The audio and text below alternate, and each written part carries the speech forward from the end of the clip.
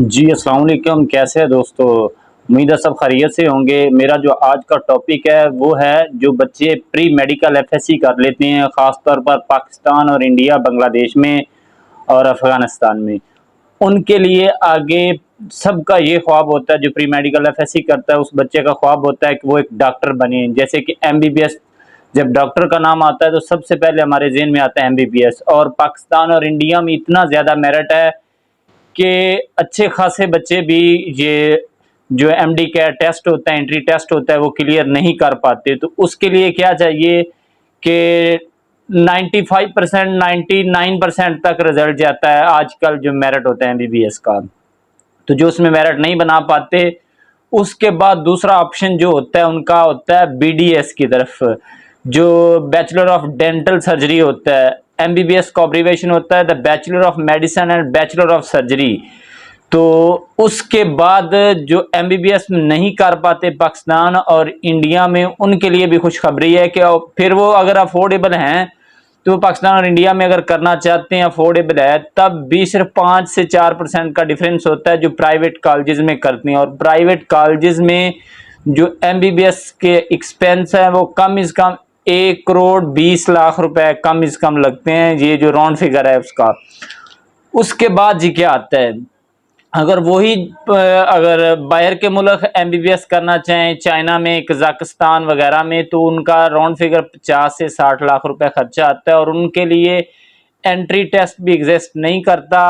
और वो जो Pakistan medical and dental council की वेबसाइट के ऊपर जो उन्होंने यूनिवर्सिटियां बताई हुई हैं उसी के साथ लिंक यूनिवर्सिटियां हैं, वहाँ से हम करवा रहे हैं। अगर कोई बाहर से करना चाहता है तो राउंड फिगर 60 लाख रुपए उनका 5 सालों का खर्चा आएगा।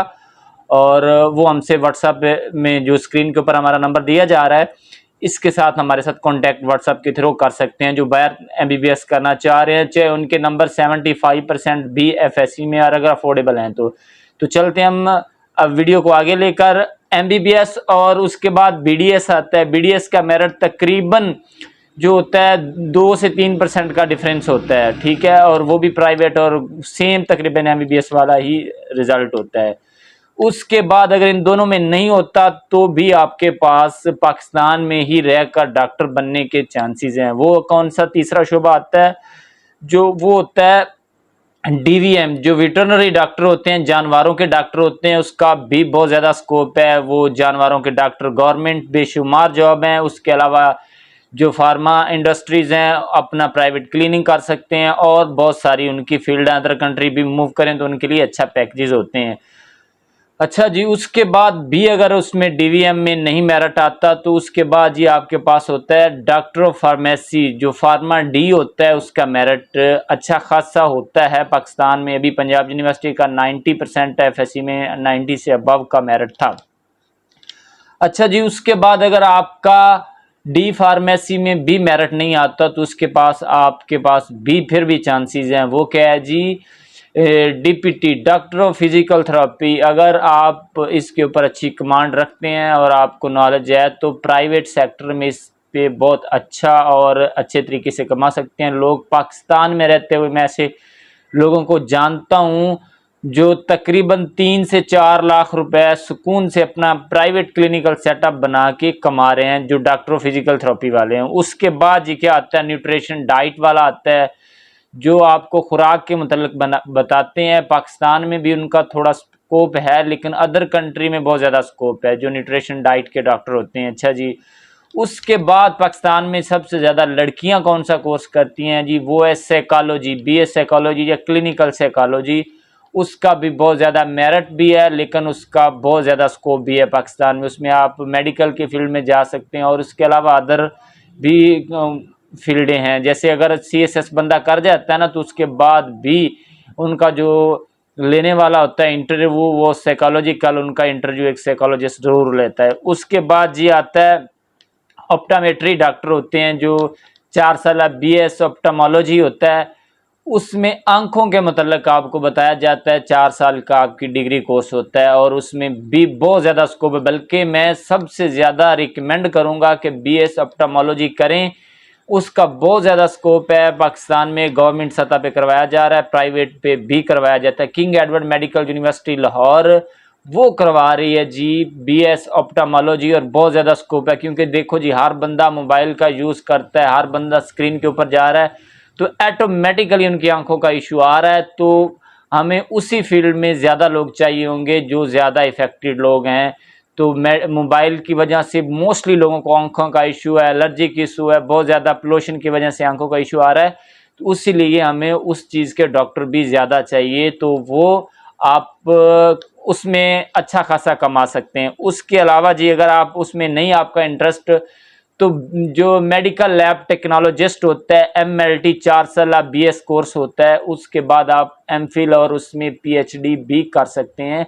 इसका भी बहुत ज़्यादा स्कोप है, और पाकिस्तान में आप अपनी जो डॉक्टर के साथ या किसी पैथोलॉजिस्ट के साथ मिलकर अपना प्राइवेट लेबॉर्ट्री का जो डायग्नोस्टिक सेंटर है वो बना सकते हैं। अच्छा जी, उसके बाद क्या आपके पास जो बात है, उसके बाद जी आपके पास आता है सोनोग्राफी। जो BS सोनोग्राफी होता है उसका तो कमाल का, खास तौर पर मैं रिकमेंड करूंगा जो लड़कियां हैं BS सोनोग्राफी करें। सोनोग्राफी क्या होता है, आम लफ्जों में क्या है, तो अल्ट्रासाउंड के जो रिलेटेड टेक्निक्स होती हैं उसके मुतल्लिक आपको सिखाया जाता है BS सोनोग्राफी में। इसमें आप अल्ट्रासाउंड करती हैं, और लेडीज़ ज़्यादा अल्ट्रासाउंड लेडीज़ का ही हमारे यहाँ करवाया जाता है। एक प्रेगनेंसी में नॉर्मली जो अल्ट्रासाउंड करवाए जाते हैं 5-6 होता है, लेकिन कुछ फीमेल्स 10-10 अल्ट्रासाउंड, और अगर किसी को मसला है तो वो एक प्रेगनेंसी में 8-10-15 अल्ट्रासाउंड तक भी करवाते हैं। और अगर आपके पास, मैं ऐसी 2-3 खवातीन को जानता हूँ जिन्होंने ये सोनोग्राफी किया हुआ है, और वो महीने का 5 से 10 लाख रुपए कमा रही हैं इधर लाहौर में अपना सेटअप चला के। उसके साथ ही अगर आपका इसमें इंटरेस्ट नहीं है तो जो रेडियोलॉजी होता है RIT, जिसमें आप एक्सरे करते हैं, इमेजिंग टेक्नोलॉजी होता है ना, एक्सरे करते हैं, MRI करते हैं, उसके अलावा जी ये इसमें रेडियोलॉजिकल इसमें इशू आता है। अच्छा जी, अगर वो भी नहीं करना चाह रहे तो भी ऑपरेशन थिएटर टेक्नोलॉजी वाला भी है, उसमें आप ऑपरेशन थिएटर के मतलब आपके पास बहुत ज़्यादा ह्यूज नॉलेज होता है।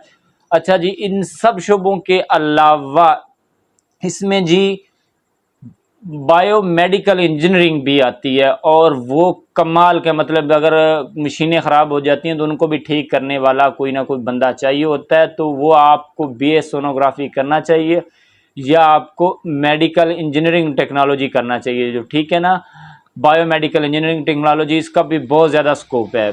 तो इसके अलावा अगर कोई और इन्फॉर्मेशन चाहिए विदाउट एनी कास्ट, मेरा WhatsApp नंबर दिया जा रहा है। और कोई बच्चा पाकिस्तान में रहते हुए बाहर जाना चाहता है, उसके FSC में 60% नंबर हैं या 75%, और उसका एंट्री टेस्ट तो इधर देना जवाज़ ही नहीं बनता, लेकिन वो घर से थोड़ा बहुत अफोर्डेबल है, तो मैं उसको रिकमेंड करूँगा, अगर वो बाहर जाना चाहता है और उसकी फैमिली उसका खर्चा उठाती है तो हम उसको भेजेंगे। वहाँ पर प्रॉपर पाकिस्तानी माहौल के मुताबिक उनको तालीम दी जाएगी, और प्रॉपर डिग्री उनको MBBS 5 साल करवाया जाएगा, और उसके बाद हाउस जॉब वो आके पाकिस्तान में ही करेंगे। तो इंशाअल्लाह अजीज़ इसी तरीके से एक नई वीडियो के साथ और इन्फॉर्मेटिव वीडियो के साथ मैं हाज़िर हूँगा, और इंशाअल्लाह अजीज़ मैं आपको बाकायदा इसके बाद जो जो मैंने शुबे बताए हैं हर बंदे का अलग अलग इंटरव्यू करके, जो जिस फील्ड में कामयाब तरीन बंदा है, और उनका मैं आपको इंटरव्यू भी करके दिखाऊंगा और बताऊंगा कि इसमें क्या क्या काम है। तो इंशाअल्लाह अजीज़ मिलते हैं एक नई वीडियो के साथ, तब तक के लिए खुदा हाफिज़।